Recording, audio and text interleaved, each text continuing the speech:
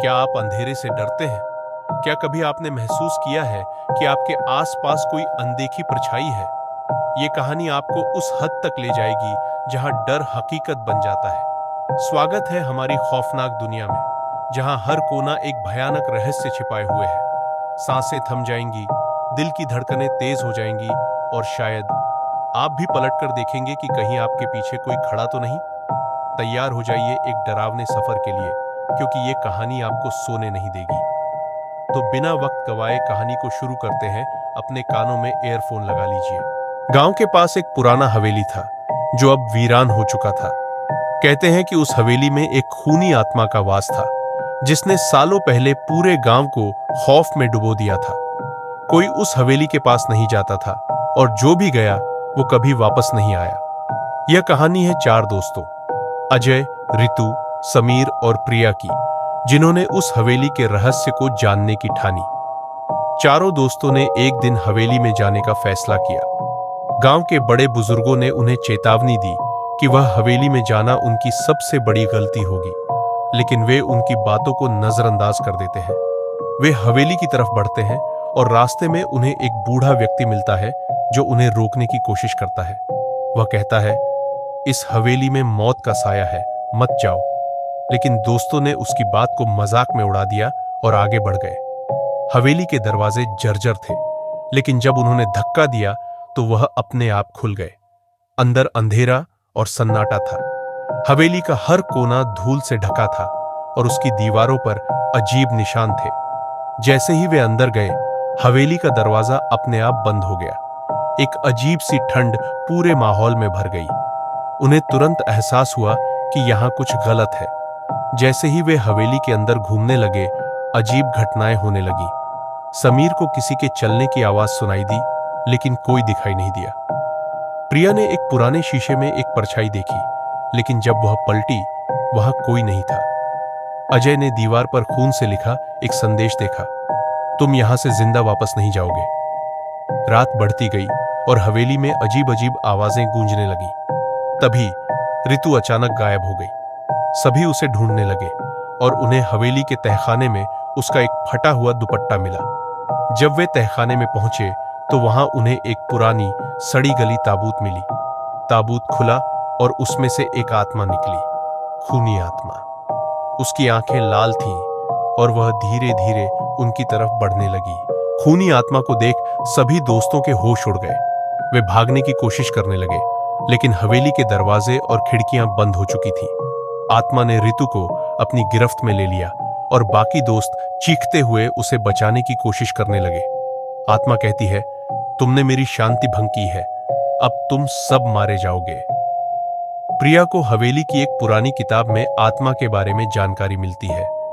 आत्मा एक महिला थी, जिसे सालों पहले इस हवेली में बर्बरतापूर्वक मार दिया गया था। उसकी आत्मा बदला लेने के लिए भटक रही थी। किताब में लिखा था कि आत्मा को केवल उसी के खून से शांत किया जा सकता है जिसने उसे मारा था, लेकिन वह व्यक्ति अब मर चुका था। अजय, समीर और प्रिया को यह समझ आ चुका था कि अब आत्मा से बचने का कोई आसान तरीका नहीं है। वे आत्मा से मुकाबला करने का फैसला करते हैं। आत्मा उन पर हमला करती है और एक एक कर उनका सामना करती है। वे किसी तरह उसे रोकने की कोशिश करते हैं, लेकिन आत्मा बहुत शक्तिशाली होती है। अंत में प्रिया आत्मा से बातचीत करने की कोशिश करती है। वह आत्मा को उसकी पुरानी जिंदगी की याद दिलाती है और उसकी पीड़ा को समझने की कोशिश करती है। आत्मा कुछ देर के लिए शांत हो जाती है और हवेली में सन्नाटा छा जाता है। लेकिन जैसे ही वे दरवाजे के पास पहुंचते हैं, आत्मा फिर से प्रकट होती है और आखिरी बार हमला करती है।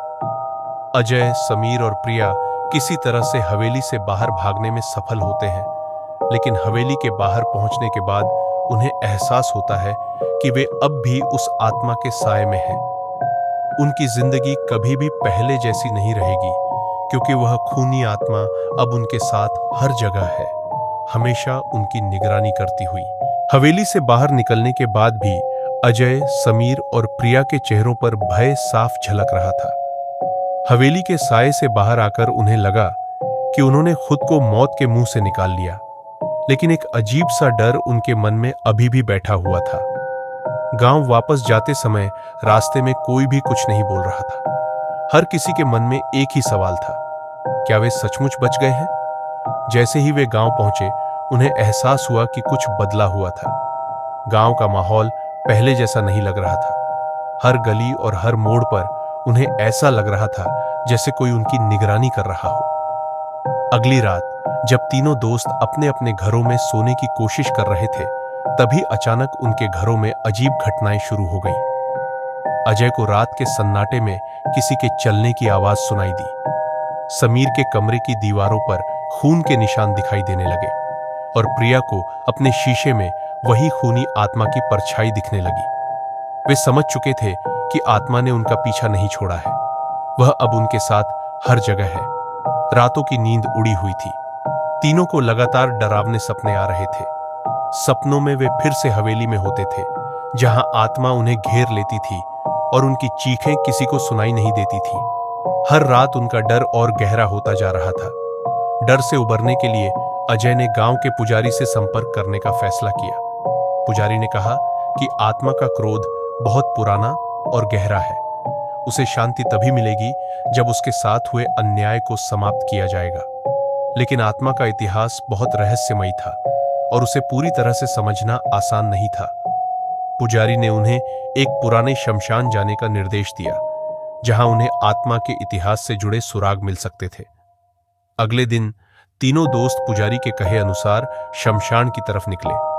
शमशान एक घने जंगल के बीचों बीच स्थित था और वहां का माहौल बहुत भयानक था।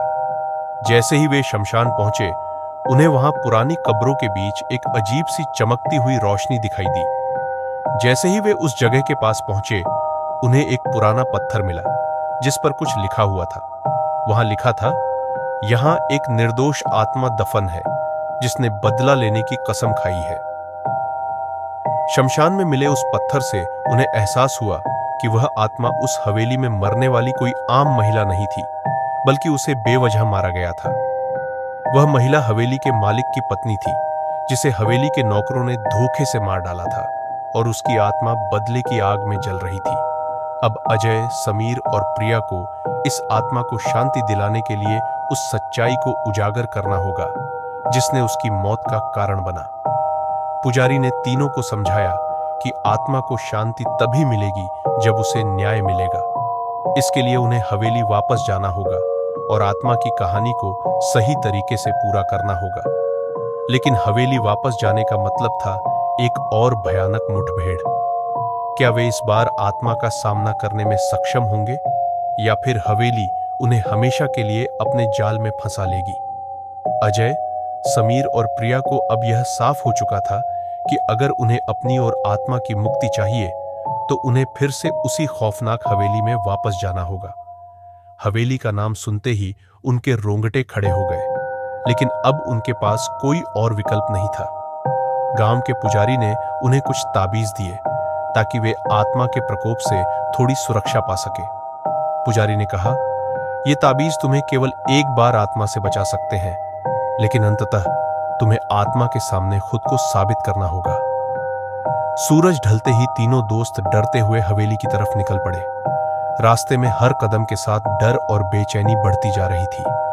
हवेली के पास पहुंचते ही अंधेरा और ठंडक ने उन्हें घेर लिया।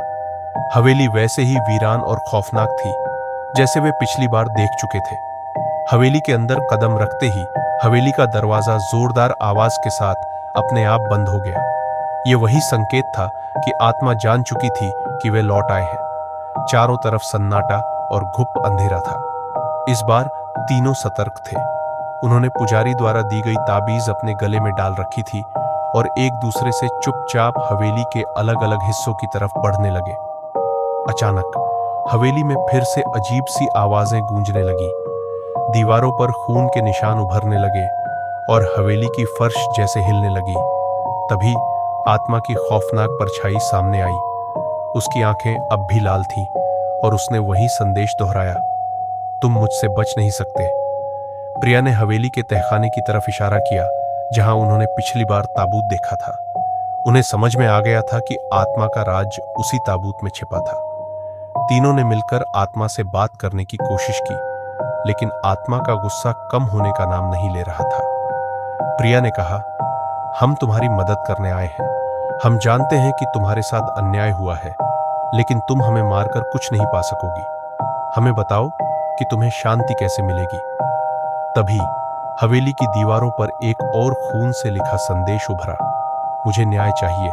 अजय, समीर और प्रिया ने समझ लिया कि आत्मा तब तक चैन से नहीं रहेगी जब तक उसे न्याय नहीं मिलेगा। आत्मा हवेली की मालकिन थी, जिसे हवेली के लालची नौकरों ने मार डाला था। वे नौकर अब भी गांव में कहीं रह रहे थे और आत्मा अपने हत्यारों से बदला लेना चाहती थी। समीर ने कहा, हमें इन हत्यारों का पता लगाना होगा, तभी आत्मा को मुक्ति मिल सकेगी। गांव में लौटकर तीनों ने चुपचाप उस दिन के बारे में पूछताछ शुरू की जब हवेली की मालकिन की हत्या हुई थी। धीरे धीरे उन्हें पता चला कि गांव के कुछ लोग उस हादसे के बारे में जानते थे, लेकिन डर के मारे कोई भी कुछ बोलने को तैयार नहीं था। आखिरकार उन्हें गांव के एक बूढ़े आदमी से सच्चाई का पता चला। वह आदमी कहता है, वे लोग अब भी गांव में रह रहे हैं, लेकिन उन्हें पहचान पाना आसान नहीं होगा। वे अब साधारण लोगों की तरह जी रहे हैं, परंतु उनके अंदर अब भी वही दुष्टता भरी है। अजय, समीर और प्रिया ने मिलकर उन हत्यारों की पहचान करने की ठानी। एक एक करके वे उन लोगों का पता लगाने लगे जिन्होंने हवेली की मालकिन को धोखा दिया था। अब उनके पास सबूत भी थे और गांव के बुजुर्गों से मिली जानकारी भी। जब हत्यारे पकड़े गए तो हवेली की आत्मा के सामने न्याय की पहली किरण फूटने लगी। आत्मा ने अपने हत्यारों को सजा दिलाने के बाद एक आखिरी बार हवेली में प्रकट होकर कहा, अब मुझे शांति मिली। आखिरी बार आत्मा ने उन तीनों दोस्तों का धन्यवाद किया और धीरे धीरे हवेली में सन्नाटा छा गया। हवेली के अंधकार में आत्मा की परछाई धुंधली होकर गायब हो गई। हवेली में अब कोई अजीब घटनाएं नहीं हो रही थी। तीनों दोस्त बाहर आए और इस बार हवेली का दरवाजा खुद ब खुद खुला। उन्होंने राहत की सांस ली और महसूस किया कि अब वह आत्मा मुक्त हो चुकी है। लेकिन गांव में उनके लौटते ही हवेली से एक आखिरी आवाज आई, ध्यान रखना, हर आत्मा को शांति नहीं मिलती। इस कहानी के अगले भाग के लिए चैनल को सब्सक्राइब करें और वीडियो में कमेंट करें। अगर आपके पास भी कोई हॉरर स्टोरी है तो उसे आप मुझे सेंड कर सकते हैं। मैं आपके हॉरर स्टोरी का वीडियो बनाकर डालूंगा। वीडियो पूरा देखने के लिए धन्यवाद।